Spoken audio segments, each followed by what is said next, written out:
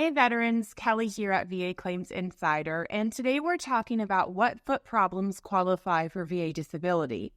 And not surprisingly, you as a veteran are more likely to develop foot conditions or problems because of the stress that you put on your body while on active duty.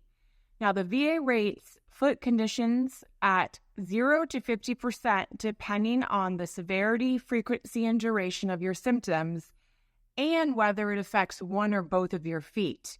And if your condition does affect both feet, you may be eligible for a higher VA rating. Remember, to qualify for VA disability, you must service connect your condition. That means you need a current medical diagnosis, you need to show that an in-service injury, illness, or event caused or aggravated your foot problem, and lastly, you need that medical nexus or link connecting your foot condition with your military service. And once you get those three things together, you can begin the process of filing a VA claim. All right, let's get started. Here are 8 common foot problems that qualify for VA disability. Number 1 is plantar fasciitis, which is common in veterans due to extended periods of walking or standing or carrying heavy loads. The VA rates plantar fasciitis at 10, 20, or 30%, depending on the severity of your condition and whether it affects one or both feet. Next is flat feet. And so if you had an injury to your foot, you're more likely to develop flat feet, which causes the arches on your feet to flatten when you put pressure on them. And the VA rates flat foot at 0 to 50%, again, based on the severity of your condition and whether it affects one or both feet. Number 3 is weak foot. This is when the muscles in your foot and ankle aren't as strong as they're supposed to be.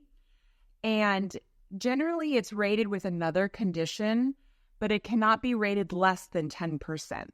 Number 4 is clawfoot, and the VA rates clawfoot at 0 to 50%, depending on the severity of the deformity, whether it affects one or both feet, and if there's a presence of any painful calluses.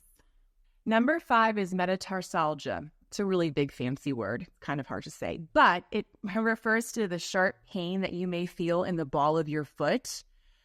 And while the VA only rates it at 10%, regardless of whether it's in one or both feet, you may be able to combine it with another service-connected disability, which could increase your VA rating overall.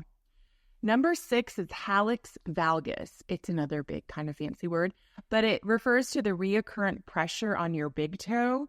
It's also the technical term for bunions, and it's rated at 10%.